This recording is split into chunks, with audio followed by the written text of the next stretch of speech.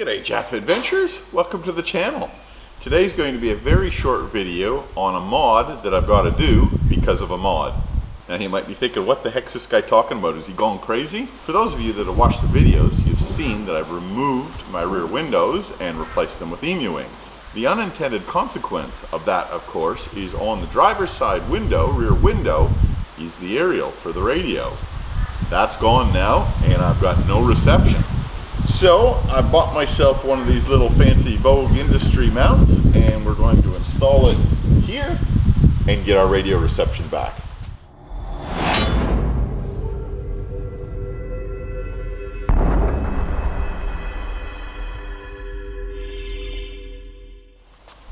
So here is the bracket that we're dealing with. Two mounting points here, and obviously the antenna goes through that larger hole. We're on the passenger side of the car here for right-hand drive cars. This little plate has to clip off, and then that little sucker mounts there. Now this little sucker is held in with two clips, and I've loosened them already. And we'll pop it off. There we go. Two clips, two small washers around each of the clips, and there's a rubber gasket on there as well. And that's what we're left with. Now this sucker mounts here. The bottom bolt hole is located where that bolt holds the guard on, so that's no dramas. The top bolt hole is located in that blank. So what we've got to do there is put a nutsert in there so that we can actually get a bolt in there to hold this in place. Cool. So here's our area in question. We've got the passenger door open, and this is where we're going to mount our aerial bracket. Now the idea here is once we get that bracket mounted in place, we'll run our cable through this little hole here, which is in between the guard and the A-pillar. That'll run into the engine bay, and then from the engine bay through a grommet back into the cabin. That's our plan anyway. Now I bought mine off East Coast Off-Road, which I guess used to be called East Coast Vision and Sound. And this is what you get in a little kit. You obviously get your bracket. You get a nutsert. Well, that's awesome. That nutsert will go into that top hole. And then, I don't know why, but you get a bolt, a long bolt with some washers. Now the washers, as I understand it, are to pack this side out a little bit so that bracket sits flush. But then you got two other mounting bolts. So I'm not sure why you got three bolts and two holes. We'll work that out as we go along. Yeah, I'm going to take that nut off. And that's simply a 10mm bolt. Now what I'd like to do is I'd like to be able to lever that panel up so I can get that wire through there. Because this antenna lead has got to get between the guard and that A-pillar.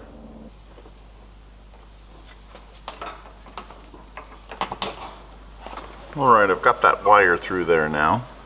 And that was a reasonably simple task. I simply popped in this trim tool, levered the guard up a little bit, and then I was able to slide the wire in between the A-pillar and the guard itself.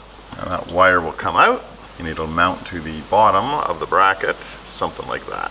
We're now inside the engine bay looking at the hinge for the bonnet, and there's our wire coming through the guard there. I'm not quite sure where the grommet is on the back of the firewall, but that'll be a job for a little bit later. Now let's mount that bracket. I'm going to drill a hole in the side of the car. Let's get our bracket and make sure we drill the right one out. It's that top one there.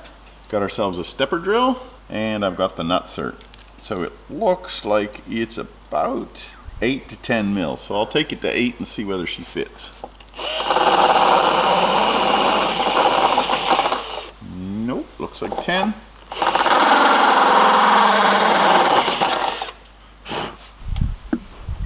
That's the one. Now I've only just recently purchased this nutsert gun, but I'll tell you, I'm a fan.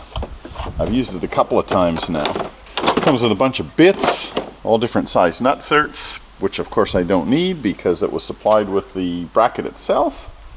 But that's the gun there. Now I'll show you how to use this sucker. This is quite a clever little tool. So you've got your nutsert and you got your gun. You open the jaws up, pop your nutsert in there, screw it into place, then you insert that into the hole, And as you close these jaws, it pinches that nutsert between the material that you've drilled and the nut itself. So it's like a pop rivet almost, a threaded pop rivet, I guess. Very clever. So we've got our nutsert tool in. We simply close these jaws up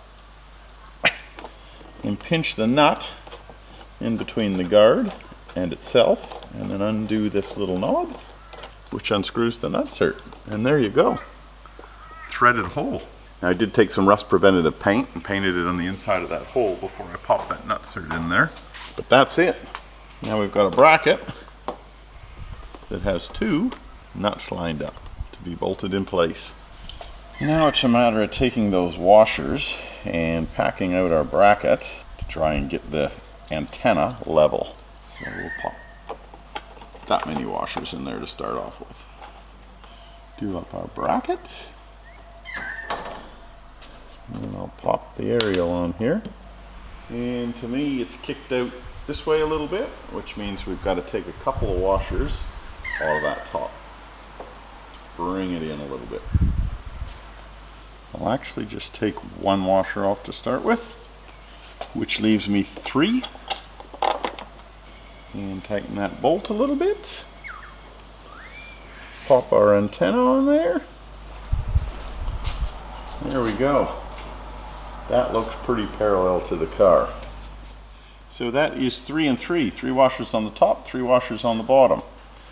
Now I'll take that bracket back off again. I'll slip that rubber seal in there and we'll tighten it down for good.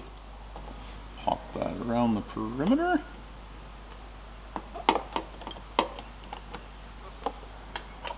Here we have it. Bracket installed. We'll test our antenna again for parallelism. There it is. Just bloody marvelous. So that's a close-up of what it looks like installed.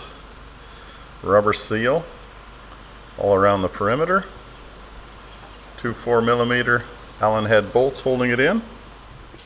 Alright, the antenna is now mounted up permanently and properly. That's what she looks like from the underside. It's cool, kind of nice low key, and it fits in with the body lines too. And inside the car, this is what it looks like. So you can see the cable running from the bottom of the antenna. Does a quick dog leg into the front guard and into the engine bay. I'm pretty pleased with that. That looks good. Well folks, there we have it. 1 aerial installed, 1 bracket installed. Looks pretty good, I reckon. Now, next step is to run that wire through the firewall and hook it up to the back of the radio. But you know what? We're going to do that in another episode. And the reason we're going to do that in the next episode is I've also got myself one of these 12-inch head units from East Coast Off-Road, and we're going to install that. So tune in next time. We're going to rip the dash apart, we're going to pop that unit in there, and we're going to hook our antenna up. Thanks for watching, everybody. Really appreciate it. Keep the shiny side up. We'll see you next time. Bye now.